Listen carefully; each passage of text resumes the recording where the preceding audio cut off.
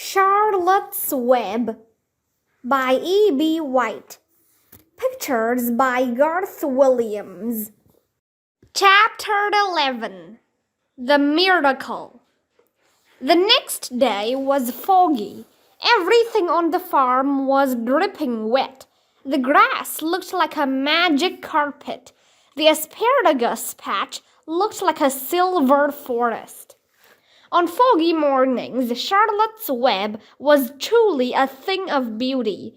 This morning, each thin strand was decorated with dozens of tiny beads of water. The web glistened in the light and made a pattern of loveliness and mystery, like a delicate veil. Even Larvy, who wasn't particularly interested in beauty, noticed the web when he came with the pig's breakfast. He noted how clearly it showed up, and he noted how big and carefully built it was. And then he took another look, and he saw something that made him set his pail down. There, in the center of the web, neatly woven in block letters, was a message.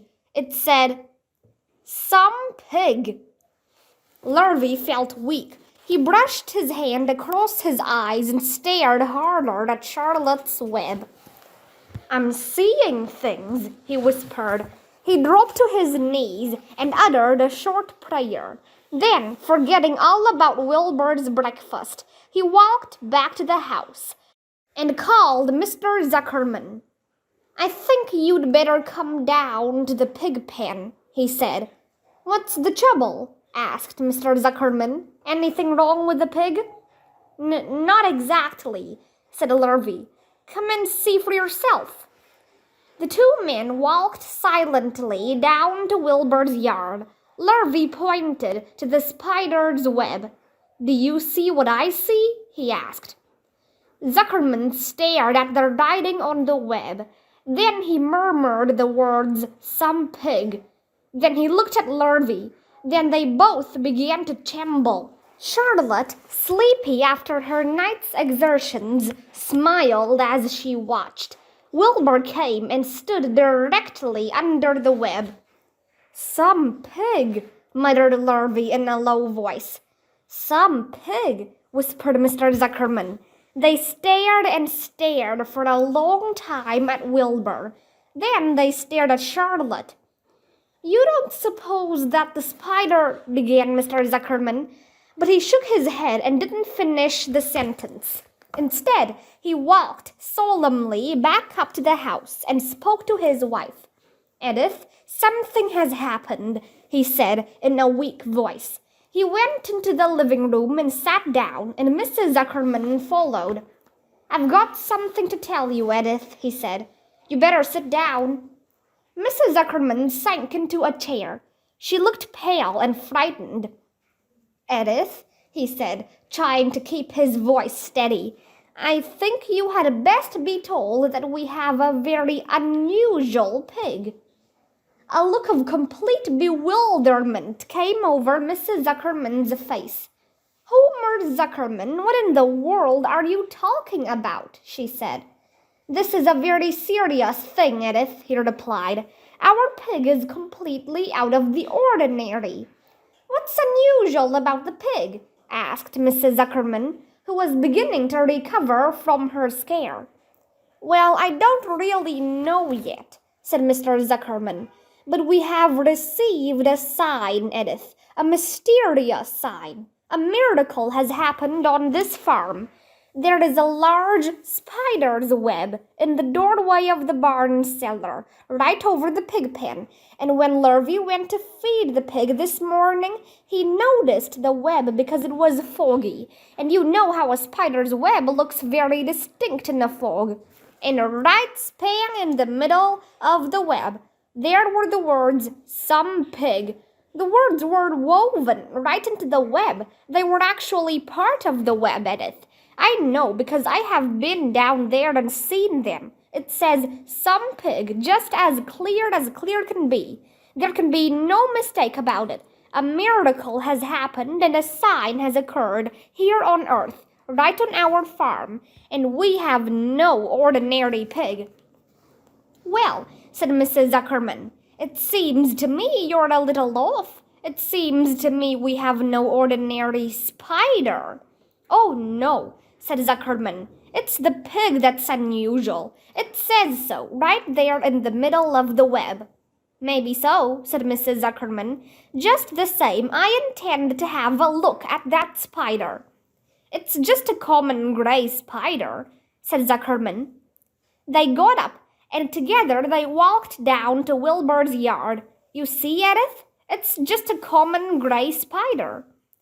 Wilbur was pleased to receive so much attention. Lurvy was still standing there, and Mr. and Mrs. Zuckerman, all three, stood for about an hour, reading the words on the web over and over, and watching Wilbur. Charlotte was delighted with the way her chick was working. She sat without moving a muscle and listened to the conversation of the people.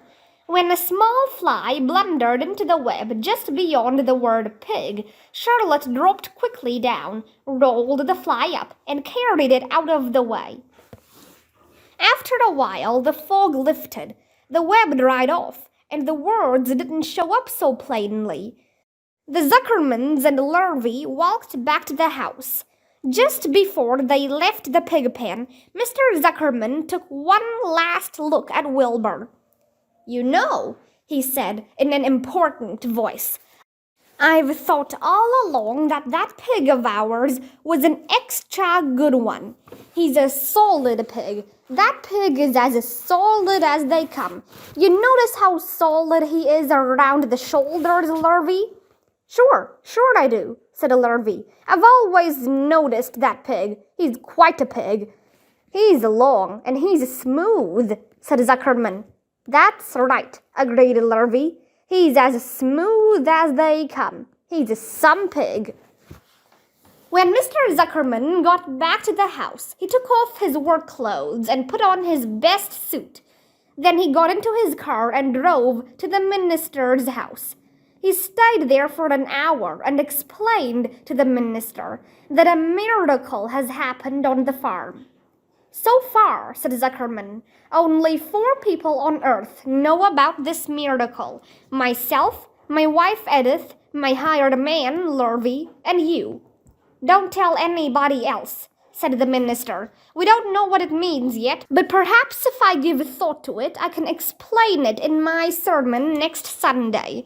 There can be no doubt that you have a most unusual pig. I intend to speak about it in my sermon and point out the fact that this community has been visited with a wondrous animal. By the way, does the pig have a name?" "Why, yes," said Mr. Zuckerman.